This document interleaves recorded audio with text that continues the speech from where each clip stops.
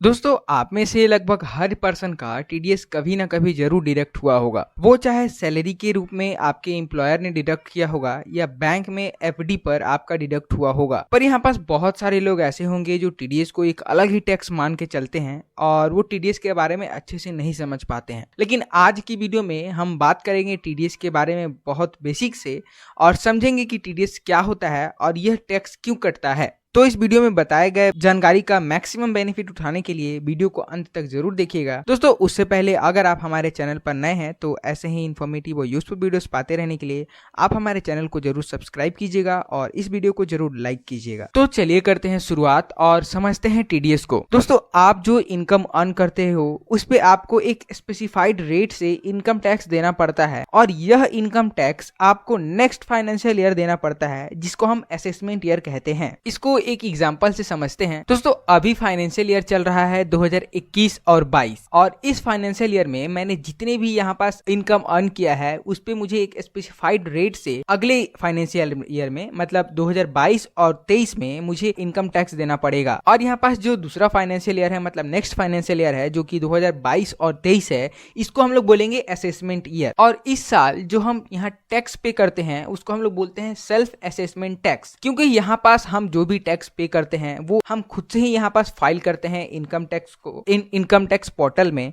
और चूंकि ये खुद से फाइल किया जाता है इसलिए इसको बोलते हैं सेल्फ असेसमेंट टैक्स। अब दोस्तों यहाँ पास पहले होता ये था कि मेजॉरिटी ऑफ पीपल अपना टैक्स ही नहीं भरते थे, मतलब टैक्स पे ही नहीं करते थे, और यदि उसमें से कुछ फाइल भी करते थे तो वो अपने सारी इनकम को डिस्क्लोज नहीं करते थे, या फिर ऐसा कहें कि वो अपने सारे इनकम को यहाँ पास शेयर नहीं करते थे गवर्नमेंट के साथ, या फिर अपने सारे इनकम में यहाँ पास टैक्स पे नहीं करते थे। तो इस तरह से वो अपना टैक्स यहाँ पास बचा लेते थे और अगर इसको सही शब्दों में कहें तो वो टैक्स की चोरी किया करते थे। अब इनकम टैक्स डिपार्टमेंट के लिए हर पर्सन का यहाँ पास टैक्स वेरीफाई करना पॉसिबल नहीं हो पाता है, क्योंकि यहाँ पास बहुत सारे लोग होते हैं जो इनकम टैक्स को पे करते हैं। अब इसमें से सबके इनकम को स्क्रूटनी करना इनकम टैक्स डिपार्टमेंट के लिए प्रैक्टिकली ये इम्पॉसिबल है, मतलब उसके लिए ये पॉसिबल नहीं है। तो इनकम टैक्स डिपार्टमेंट को और गवर्नमेंट को इन सारे प्रॉब्लम से छुटकारा पाने के लिए यहाँ पास कुछ मेथड बनाए गए टैक्स कलेक्शन के लिए। तो ये वेज ऑफ कलेक्टिंग टैक्सेस हैं, जिसमें से पहला है टीडीएस, दूसरा है टीसीएस,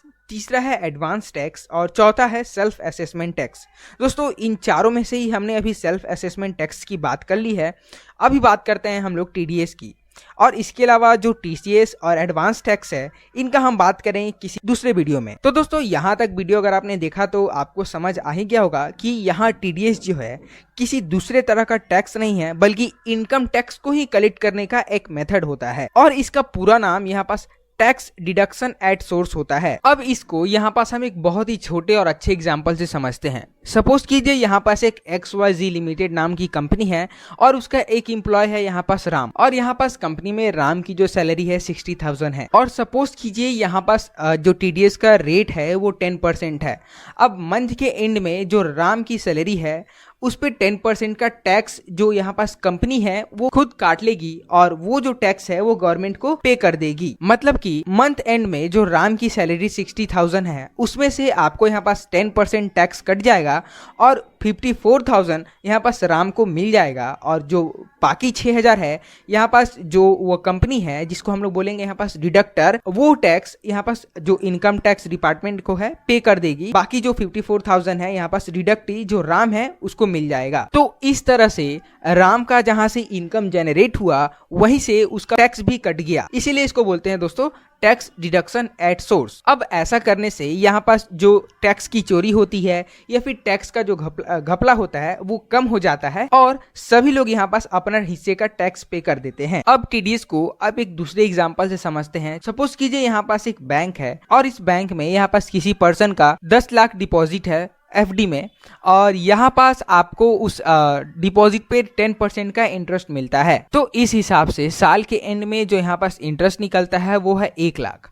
अब यहाँ पास सपोज कीजिए 10% का टीडीएस यहाँ भी कटता है, तो इस 1 लाख पर 10% का टीडीएस होता है 10,000। तो इस केस में यहाँ पास बैंक उस 1 लाख में से 10,000 टीडीएस काट के यहाँ पास इनकम टैक्स डिपार्टमेंट को दे देता है और बाकी जो 90,000 बचते हैं वो उस कस्टमर को बैंक दे देता है। दोस्तों इन दोनों ही एग्जाम्पल में हमारे जो डिडक्टर हैं, मतलब वो XYZ लिमिटेड कंपनी और यह बैंक, जो भी डिडक्टर है यहाँ पास वह एक टैक्स डिडक्शन सर्टिफिकेट इशू करता है डिडक्टी के लिए, और वह डिडक्टी अगर टैक्स स्लैब के अंडर आता है तो वह फिर ITR फाइल कर सकता है और जो भी यहाँ पास उसके TDS कटे रहेंगे वो उस रिफंड के लिए यहाँ पास अप्लाई कर सकता है। यहाँ TDS जो है कटने के दो अलग अलग फील्ड होते हैं। पहला है TDS ऑन सैलरी और दूसरा है TDS अदर देन सैलरी।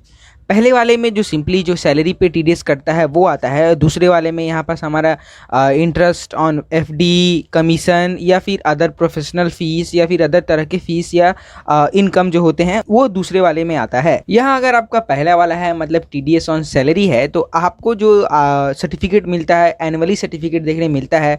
उसके अलावा यहाँ पास अगर आपका दूसरा वाला है मतलब TDS अदर देन सैलरी है तो यहाँ पास आपको जो आपका TDS सर्टिफिकेट है क्वार्टरली देखने मिलता है, मतलब 3-3 महीने पे आपको आपका TDS सर्टिफिकेट मिलता है जो भी आपका डायरेक्टर होता है उसके थ्रू। इसके अलावा यहाँ पास TDS ऑन सैलरी, जब भी आपका सैलरी पे TDS करता है तो आपको यहाँ पास फॉर्म 16 मिलता है।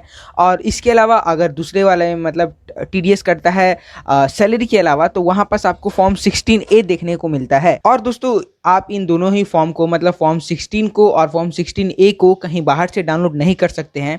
आपका जो कंपनी है या डायरेक्टर है मतलब कंपनी या बैंक, केवल वो लोग ही आपको ये प्रोवाइड कर सकते हैं। इसके अलावा यहाँ पास हमें एक और फॉर्म देखने मिलता है जिसको फॉर्म 26 बोलते हैं।